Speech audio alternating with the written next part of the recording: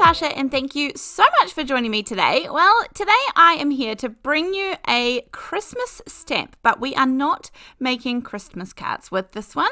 And this is something that I really like to talk about, is these stamps that get named something for Christmas, or they have Christmas elements in them that we by all means can use them at all times of the year. If you have watched my channel before, you will know that my probably all-time favorite foliage die is one that is called Christmas Branch. I think it's by A Pocket Full of Happiness, and I absolutely love it. I know you've seen it before if you've seen any of my videos, and just because it has the name Christmas in it, I think you sort of put it to the side of your mind being like, okay, not that time of year, or not making cards for that yet. Anyhow, this is the Christmas Robin stamp set, and I absolutely love this. It has 3 different sizes of these birds in it, which by all means we could do a technique using that, but we are going sort of gorgeous and colourful today. I'm stamping this out in some VersaFine Onyx black ink, which is a pigment ink, and I realise that black is not colourful and it is quite a solid image. There's quite a detailed image, I would say. I absolutely love the look of these, the style that these are done in, these gorgeous little robins, these birds. As for the rest of the stamp set, there are of course some Christmas, I would say, elements in there like the holly, but there's also a branch for these gorgeous little birds to sit on. You could draw your own branch, that would not be too tricky. There is also like an eye and some cool images. There's some Christmas text. There is quite a lot in there, and when I'm looking at purchasing a stamp set, by no means, I very rarely would purchase a stamp set that is purely only Christmas. I usually purchase one Santa looking stamp every year, just to sort of freshen it up a little bit, and sometimes it might be a big one, it might be little ones, it might be, and that just helps, my brain keep fresh.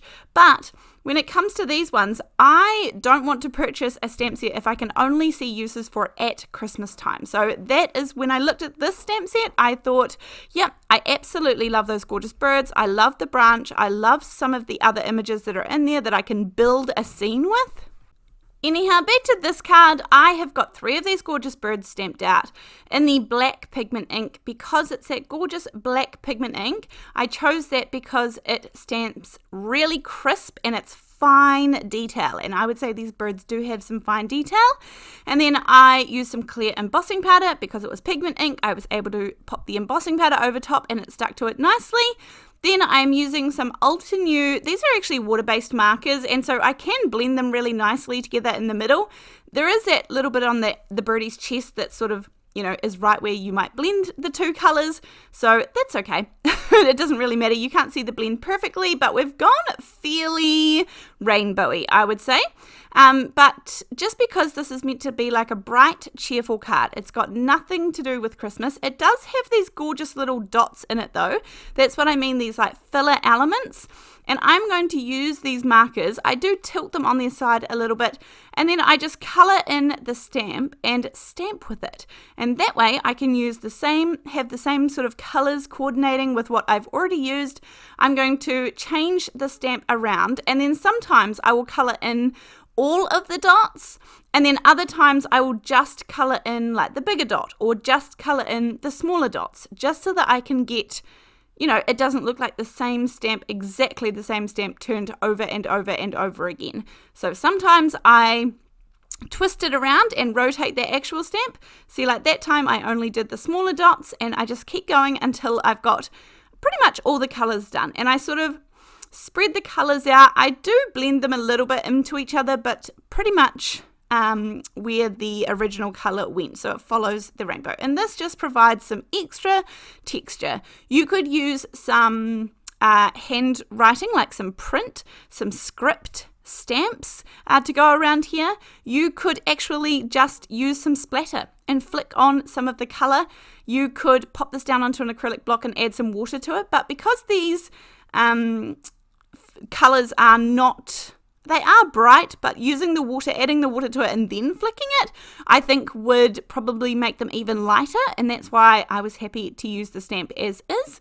So that's that part done. I have from All in Create, this is the Sensus Ephemera. Now this is absolutely gorgeous because no matter if you are an art journaler, you are a scrapbooker, this is a really well thought out set, I think. It's got a few round elements that you could use.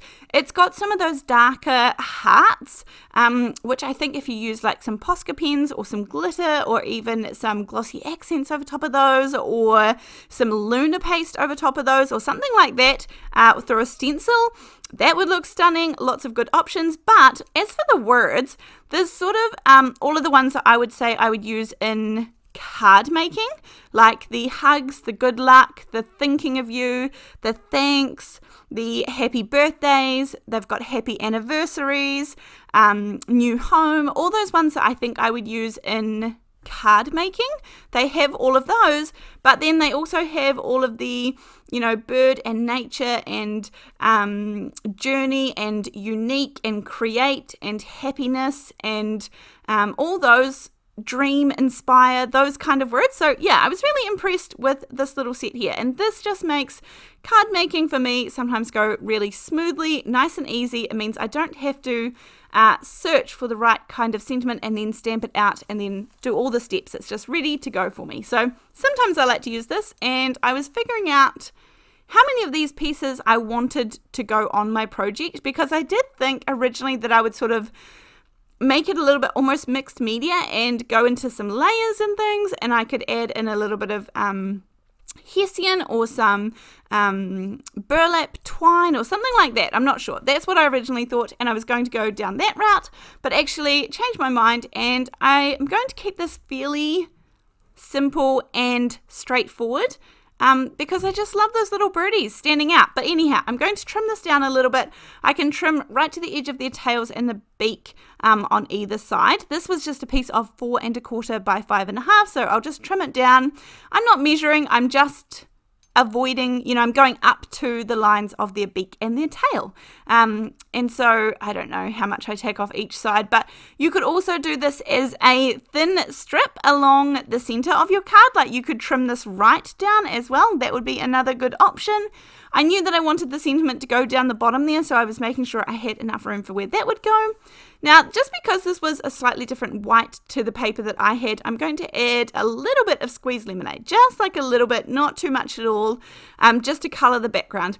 I could have perhaps actually used one of those markers that I coloured in the birds with, and then if that was too dark, I could have gone in with a bit of water because they are water-based markers.